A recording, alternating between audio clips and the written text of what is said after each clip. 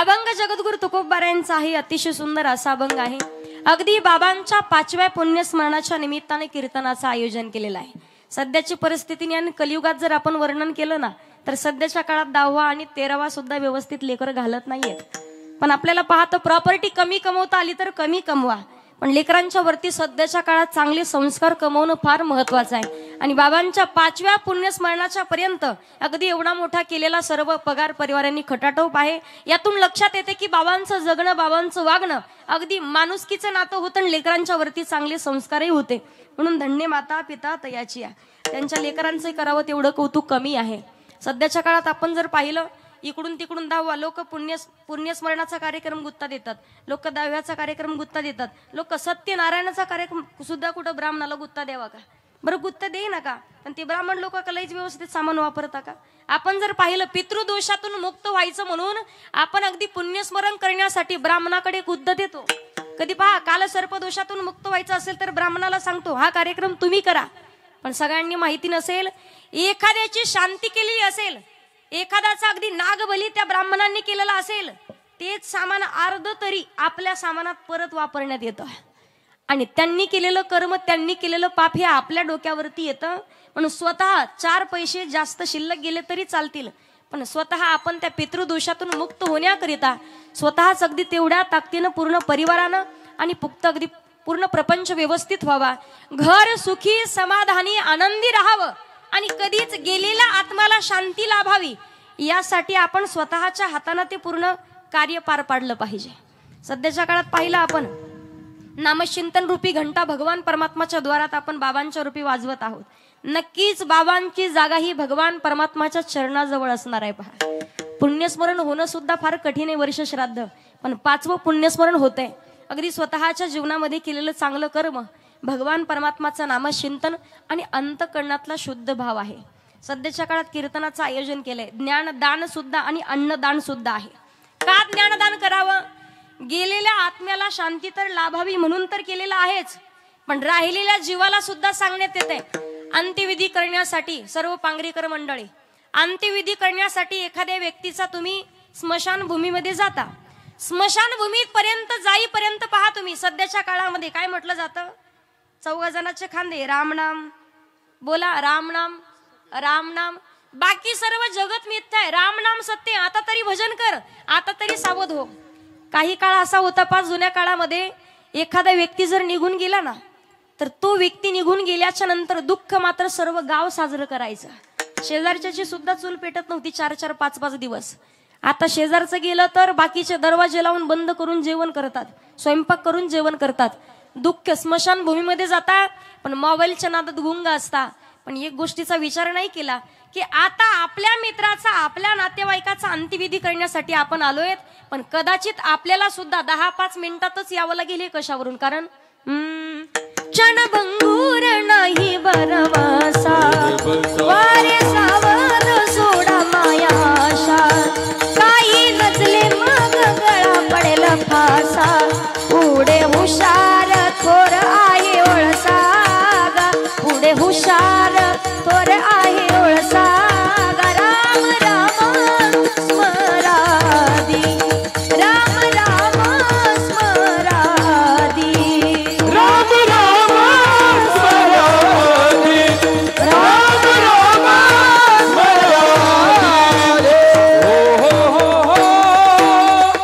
क्षणभंगूर नाही बरवसा, वारे सावध सोडा माया आशा, काही नचले मग गळा पडेल फासा, पुढे हुशार थोर आहे ओळसा गा, राम राम स्मरादी। योग्य वेळेत सावध व्हायचंय। का व्हावं? माणसाचा क्षणाचाही भरवसा नाही। ग्रासगिरीचा नाही हाती, ग्रासगिरीचा नाही हाती, ग्रासगिरीचा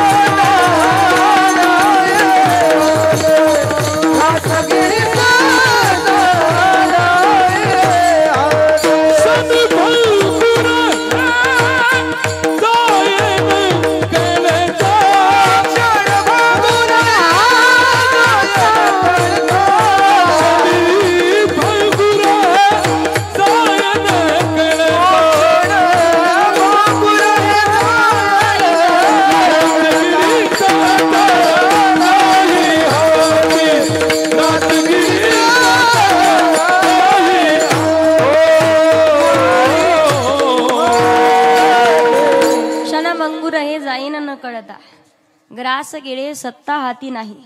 हातात घास घेतला तर तोंडात जाऊ द्यायचा का नाही, भगवान परमात्माच्या हातात आहे. एवढा मोठा कटाटोप केलेला आहे. भगवान परमात्माच्या नामचिंतनामध्ये 2 तासासाठी आपण वाहत चाललेलो आहोत. पहा, सर्वांनी सुंदर असं श्रवण करायचंय. 2 तासासाठी भगवान परमात्माचं नामचिंतन आपण श्रवण करणार आहोत. संतांनी सुंदर असं वर्णन केलेलं आहे की कीर्तन संपण्याची लाट येणार, तुम्ही आम्ही आपापल्या गावी निघून जाणार. पण जीवनात एकदा का शेवटची लाट आली, कधीच माणसाची गाठभेट होत नाही म्हणून वर्णन करतात. संतांनी सांगितलंय, 2 ओंडक्याची होते सागरात भेटा, एक लाट तुडी दोघा पुन्हा नाही गाठ. क्षणिक देवी आहे बाळा मेळ माणसांचा, पराधीन आहे जगती पुत्र मानवांचा. दोष ना कुणाचा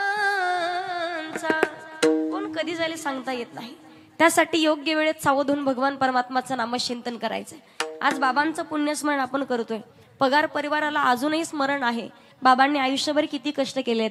अगदी स्वतः शून्यातून पूर्ण विश्व निर्माण केलेलं आहे. पहा, अगदी खूप हाल त्रास, पहिल्या लोकांचे जुन्या लोकांचं वर्णन आपण केलं, विचार केला. जगणं सुद्धा फार कठीण होतं. नवीन कपडे सुद्धा घालायला भेटत नव्हती आणि पुरणपोळी सुद्धा कधीतरी 2 महिन्यातून 3 महिन्यातून पाहुणे आल्याच्या नंतर फक्त चपाती खायला भेटायची. वर्षातून 1-2 वेळा पुरणपोळी भेटायची. पण सगळ्या गोष्टी अगदी हाल त्रास सहन करत करत लेकरांसाठी प्रॉपर्टी, गाडी, बंगला सगळ्या गोष्टी कमवून ठेवल्या. आनंदाचे दिवस आलेत. आता कुठेतरी लेकराचं कौतुक पाहायचं होतं. आता कुठेतरी लेकरांनी केलेलं कार्य पाहायचं होतं. आता कुठेतरी एका ठिकाणी थांबून निवांत भगवान परमात्माचं भजन करत एका ठिकाणी थांबायचं होतं. पण काळानं घाला घातला आणि परिवारावरती दुःखाचा डोंगर कोसळला. किंमत कळते माणसाला, पण माणूस निघून गेल्याच्या नंतर आहे तोपर्यंत कळत नाहीये. प्रत्येक तुमच्या पांगरीमध्येच लईच भावाभावाचं नितांत प्रेम आहे असं अजिबात नाही. घर तिथं मातीच्या चुली असतात. आपण जर विचार केला ना, काही बहादर आम्हाला सांगतात, आई 10 वर्षापासून पठ्ठानं अजून भावाचा उंबरठा नाही ओलांडला. रावसाहेब दादा निघून गेलेत. आयुष्यभर किती आता अर्थ हाक मारली, किती टाऊ फोडला ना, आता तुमचे हाक आणि तुमचं रडणं ऐकण्यासाठी दादा परत नाही येणार आहे. जोपर्यंत आहेत तोपर्यंत माणसानं किंमत करायला शिकलं पाहिजे. निघून गेल्याच्या नंतर अर्थ नाहीये. रडल्याशिवाय दुसरा पर्याय उरत नाही. जे लेकरांचं पितृछत्र हरवलेलं आहे, ज्यांचा बाप आयुष्यातून निघून गेलाय, आज पावली काटा जरी टोचला तरी आठवण होत असेल की आपल्या बाबांनी किती त्रास सहन केलेला आहे, आपल्या बाबांनी किती कष्टातून ही सगळी प्रॉपर्टी उभी केलेली आहे. हा सगळा प्रपंच थाटलेला आहे. पावलावरती बापाचं अगदी आठवण होते.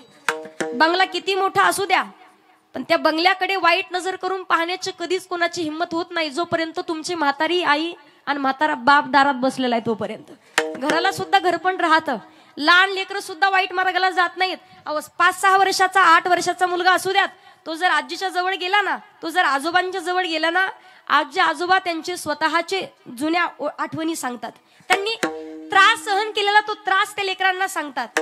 आणि एकदा का त्या लेकरांना तो त्रास ऐकला ना, आयुष्यभर कधीच चुकीचा आणि वाकडं पाऊल त्या लेकराचं कधीच पडत नाहीये. पहा, नातीचं जर पाहिलं तर सगळ्यात पहिली मैत्रीण कोण असेल तर ती आजी असते. आणि नातवाचा सर्वात पहिला मित्र म्हणजे आजोबा, आणि आजोबाचा सर्वात शेवटचा मित्र म्हणजे त्याचा नातू असतो. आज लोकांना पहा तुम्ही, 2-2 लेकरं आहेत, शहराच्या ठिकाणी जातात आणि कधी कधी शोकांतिका वाटते. पहा, सगळ्यात जास्त आईवडील वृद्धाश्रमात कोणाची असतील तर शिकलेल्या पोरांची. शेतकऱ्याचं पोरग कधीच माईबापाला वृद्धाश्रमात ठेवत नाहीये. आपल्या भागात सध्याची परिस्थिती कमी आहे, पण तिकडे जर गेले तुम्ही, मराठवाडा असेल, अहमदनगर, अहिल्यानगर, त्या भागात जर गेले कधी, 8 मुली एका आईचा सांभाळ करू शकत नाही अशी प्रकरण आपण ऐकतोय सोशल मीडियावरती. एक आई 8 मुलीला सांभाळते, पण 8 मुली एका आईचा सांभाळ आणि अंत्यविधी सुद्धा करू शकत नाही. सध्याच्या काळात फक्त लोकांना पैसा पाहिजे. पैसा असेल तर किंमत आहे. निस्वार्थ मनानं प्रेम करणारं नातं सध्याच्या काळात फक्त संतांनी वर्णन केलंय. आईशी कळवळ्याची जाती आणि करी लाभावीन प्रीती.